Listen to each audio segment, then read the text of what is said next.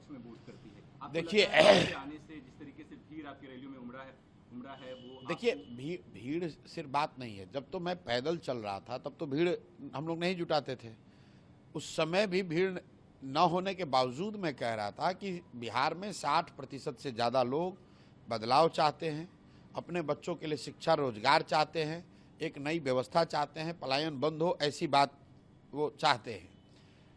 जहाँ तक आपने कहा दलों की बात, मैंने पहले एक्सप्लेन कर दिया कि राजद को यहाँ वोट इसलिए पड़ता है क्योंकि लोग भाजपा को मुसलमान वोट नहीं दे सकता है। कांग्रेस का यहाँ कोई वजूद नहीं है। कांग्रेस राजद की पुछलग्गू पार्टी है। MIM हैदराबाद की पार्टी है, उसको बिहार में कोई जगह नहीं है। भाई फिर वही बात है, सीट तो कहीं कोई जीत सकता है। सीट तो उपेंद्र कुशवाहा ने एक पार्टी बनाई थी, उनके 3 MP जीत गए। सीट तो कभी मांझी जी की भी पार्टी कोई जीत जाती है। वो तो समीकरण है, व्यवस्था है, कोई एक समय है। MIM राज्य के स्तर पर समाज के लिए या मुसलमानों के लिए कुछ कर सकने की स्थिति में ऐसी बात नहीं है। 5 जीते, 4 फिर भाग के राजद में शामिल हो गए।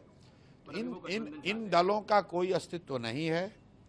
इन दलों का कोई, बिहार में राजद दल है, बिहार में जदयू एक दल है, बिहार में भाजपा वाले हैं।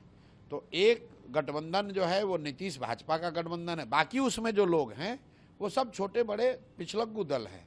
इसी तरीके से दूसरे साइड राजद का गठबंधन है।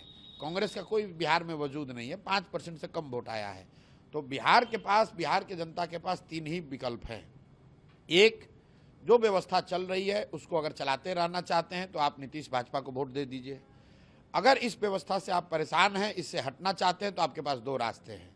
या तो लालू जी का जो लालटेन था, जंगल राज था, बिहार में भ्रष्टाचार, अपराध, जमीन की दखल करने वाले लोग, मर्डर, बदमाशी वाला राज चाहते हैं, उसको वापस लाइए।